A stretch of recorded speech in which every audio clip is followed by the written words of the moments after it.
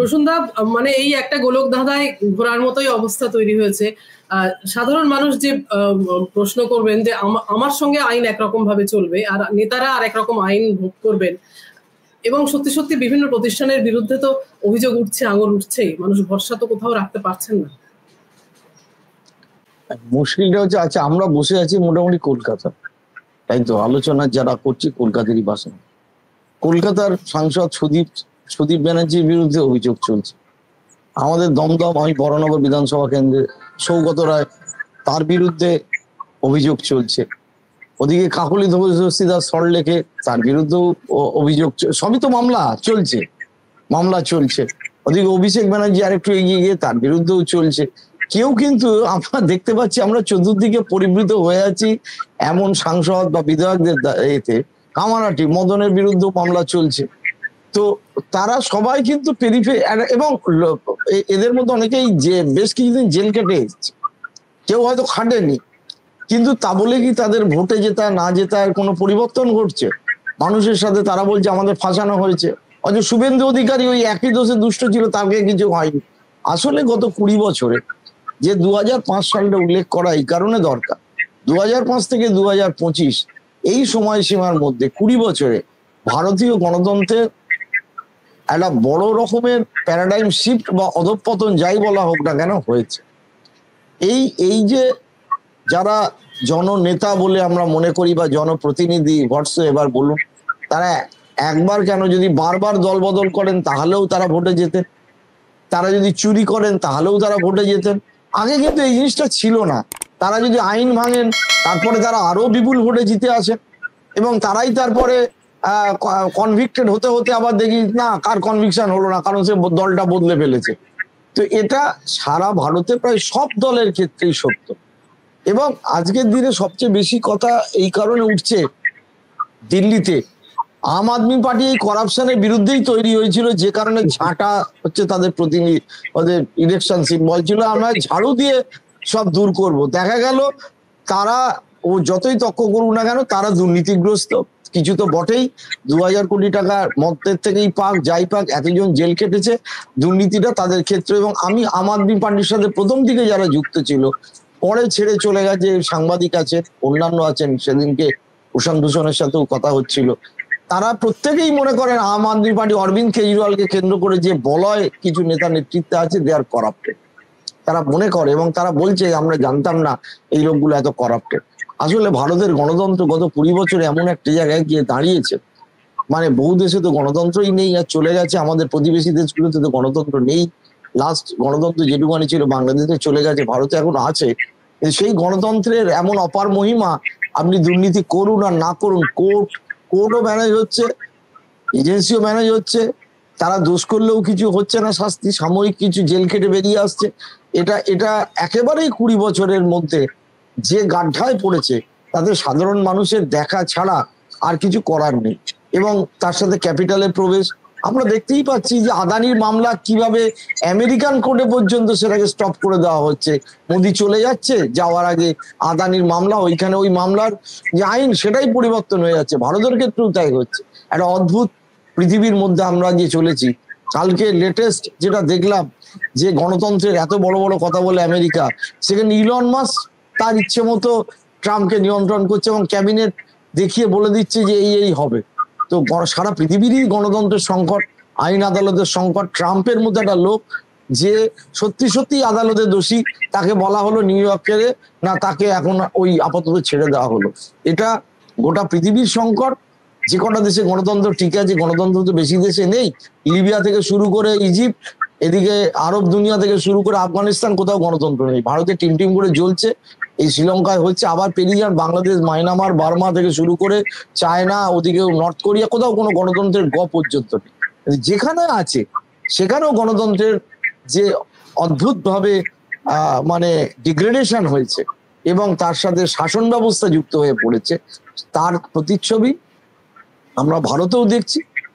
আমি আশা করব, আশা করা ছাড়া তো কিছু করার নেই, যে ভারতের গণতন্ত্র অন্তত কিছুটা সুদৃঢ় চেক অ্যান্ড ব্যালেন্সের যে কথা সুদীপ্তদা প্রথম থেকেই বলছিল, যে সুপ্রিম কোর্ট এবং লেজিসলেচারের মধ্যে একটা চেক অ্যান্ড ব্যালেন্স এখনো হবে, যাতে অন্তত পক্ষে যে সমস্ত জনপ্রতিনিধিরা দুর্নীতিগ্রস্ত, কতটা দুর্নীতিগ্রস্ত, কতটা অপরাধ করেছে সেটাও যেরকম বিবেচিত হবে, আবার একেবারেই ফাঁসিয়ে দেওয়া হলো বলে তাকে বাদ দিয়ে দেওয়া হলো এটাও যাতে না হয়।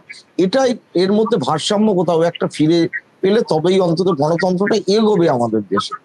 আমাদের রাজনৈতিক দলগুলোর প্রসঙ্গে আলোচনা চলছে। রাজনৈতিক দলগুলো তো একথা আর বলার কোনো অপেক্ষা রাখে না যে পুরোপুরি একটা সুবিধাবাদী অবস্থান সবসময়। সরকারে যখন থাকবে তখন একরকম তাদের ভূমিকা, আবার বিপক্ষে যখন বসবে তখন আরেক রকম ভূমিকা। সুতরাং এই রাজনৈতিক দল, এই সমস্ত নেতারা সত্যি সত্যি এখান থেকে আশা করার মতো কি আছে এবং শেষ পর্যন্ত কোথায় গিয়ে আমরা দাঁড়াবো সে নিয়ে রীতিমতো সংশয় থেকে যায়। সেটা থেকে যায় বটে।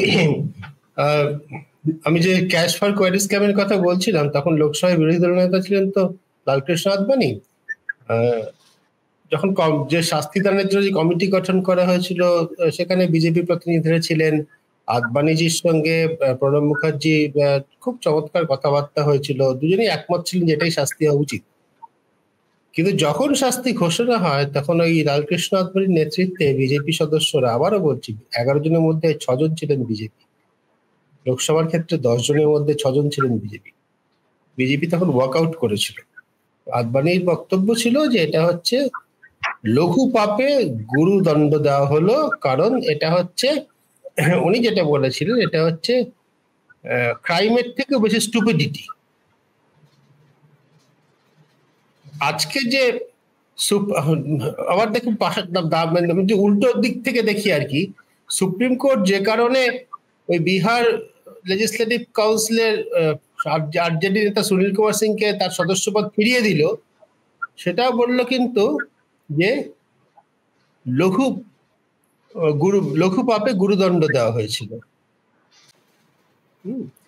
আমি শুধু একটাই সংযোজন করতে চাই, এই যে আমাদের নারদা স্টিং অপারেশনে যাদেরকে টাকা নিতে দেখা গেছে, সেই এথিক্স কমিটির মাথাও ছিল কিন্তু আদবানি। মোদি গভর্নমেন্ট আমলে একটা ব্যবস্থা উনি নেন। তাহলে ওখানে মাথায় কিন্তু আদবানি ছিলেন না, ওখানে এথিক্স কমিটির মাথায় অন্য কেউ ছিলেন। না না না না না, আদবানি ওদের এথিক্স কমিটির চিফ ছিল। আমি নিজে